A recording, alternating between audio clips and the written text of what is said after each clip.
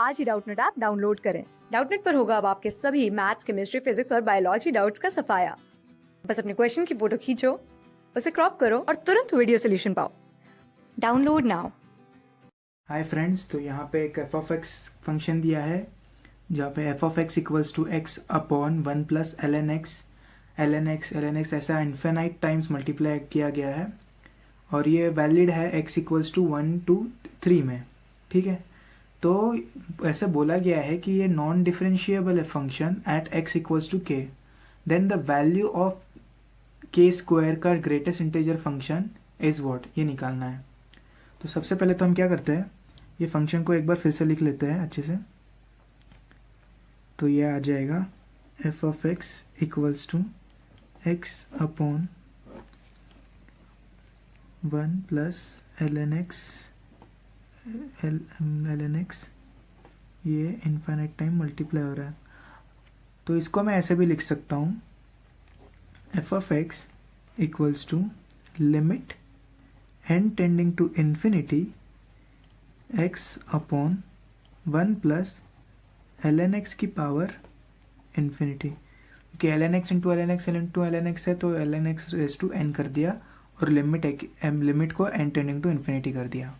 ठीक है, अब इसके बाद हम क्या कर सकते हैं, हम ये फंक्शन को एनालाइज करेंगे, ये लिमिट को एनालाइज करेंगे। तो मैं क्या करता हूँ, जब x belongs to 1 to e है, जब x belongs to 1 to e होता है तब ln x की जो वैल्यू होती है वो लेस देन 1 होती है। ठीक है, ln e होता है 1, सॉरी e जो है वो ओपन है, तो ln e होता है 1, तो ln x की वैल्यू हो जाएगी लेस देन 1। इसका मतलब कि ये इम्प्लाई क्या करता है, f of x limit n tending to infinity x upon 1 plus ln x raise to n। तो यहाँ देखिए ln x जो है वो लेस देन 1 है for x belonging to 1 to e, तो लेस देन 1 है तो इसका पावर रेस टू n है और n की लिमिट जो है इन्फिनिटी है।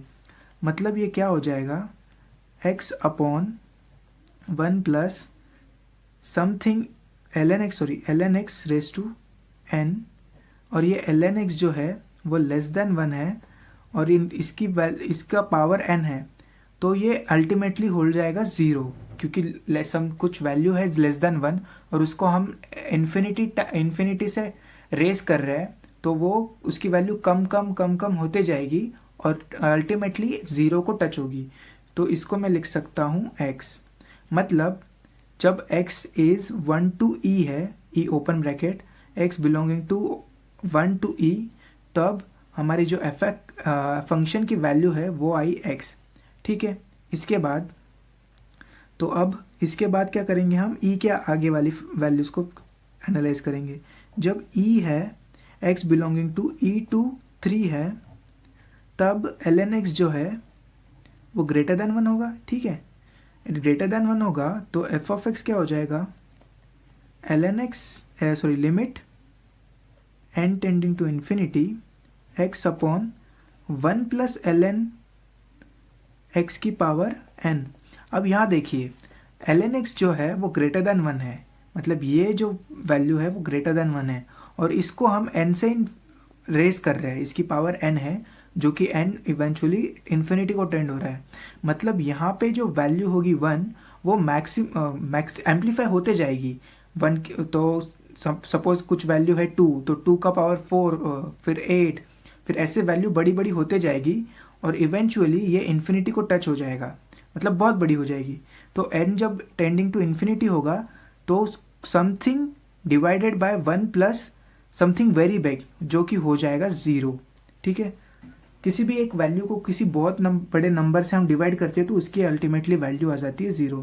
तो हमें बेसिकली एफ ऑफ एक्स का जो एक डेफिनेशन मिल जाता है, जो कि है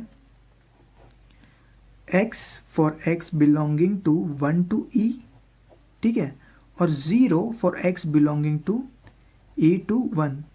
ठीक है, तो यहाँ पे क्लियरली दिख रहा है कि point x equals to e पे, पॉइंट जब x इक्वल्स टू e हम कंसिडर करेंगे तो वहाँ पे फंक्शन जो है वो मेरा डिफरेंशिएबल नहीं रहेगा, क्योंकि वहाँ पे डिसकंटिन्यूस फंक्शन आ जाएगा। मतलब x इक्वल्स टू ई जो है वो मेरा है point of non differentiability, point of non differentiability. ठीक है दोस्तों, तो अब क्या कर सकते, हमें पूछा क्या है, हमें बेसिकली पूछा है ई स्क्वायर का ग्रेटेस्ट इंटीजर फंक्शन क्या है, ई स्क्वायर का ग्रेटेस्ट इंटीजर फंक्शन की वैल्यू क्या होगी। तो ई क्या वैल्यू होता है 2.7, तो क्या करते 2.7 इंटू 2.7 हो जाएगा ये, इसका वैल्यू मल्टीप्लाई करने के बाद आता है 7.38, ठीक है, जिसका इंटीजर फंक्शन हो जाएगा 7, क्योंकि हमें पता है ग्रेटेस्ट इंटीजर फंक्शन कैसे बिहेव करता है।